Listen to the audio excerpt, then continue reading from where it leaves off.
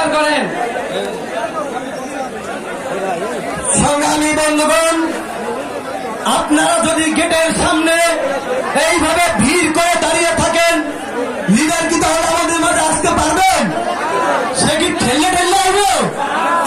যদি সে ঠেলে ঠেলে না, আমরা দয়া করে এই মাঝখানে